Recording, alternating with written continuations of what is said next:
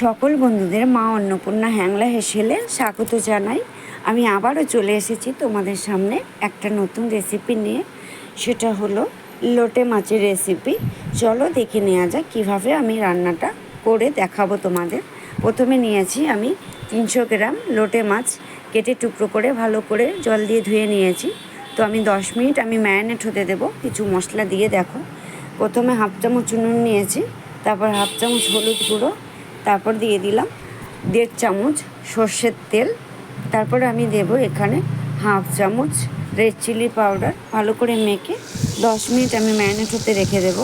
তারপরে আমি দিয়ে দিলাম কড়াইতে পরিমাণ মতো সর্ষের তেল। আগে থেকে আমি কুচি করে কেটে রেখেছিলাম 3টে পেঁয়াজ, সেটাও আমি দিয়ে দিলাম। বড় চামচের 1 চামচ দিলাম রসুন পেস্ট, আর বড় চামচের 1 চামচ দিলাম আদা পেস্ট।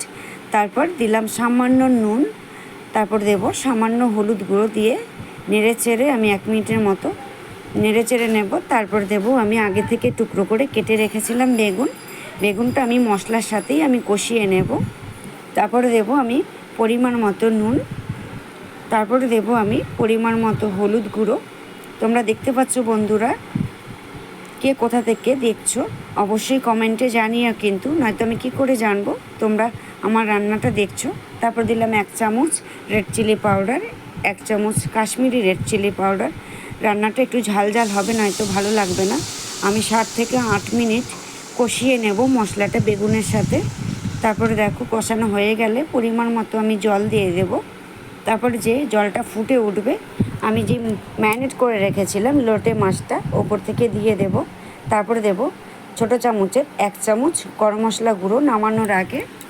এই ভিডিওটা যদি তোমাদের ভালো লেগে থাকে অবশ্যই লাইক, কমেন্ট এবং শেয়ার করে দিও। কে কোথা থেকে দেখছো আমি তো জানি না, অবশ্যই কমেন্টে জানিও রেসিপিটা তোমাদের কেমন লাগলো। আর এই ভিডিওটা যদি কেউ মিস করে থাকো অবশ্যই ইউটিউব চ্যানেলে গিয়ে ভিডিওটা দেখে সাবস্ক্রাইব করে দিও। আবার নিয়ে আসবো আগামী পর্বে নতুন কোনো রেসিপি।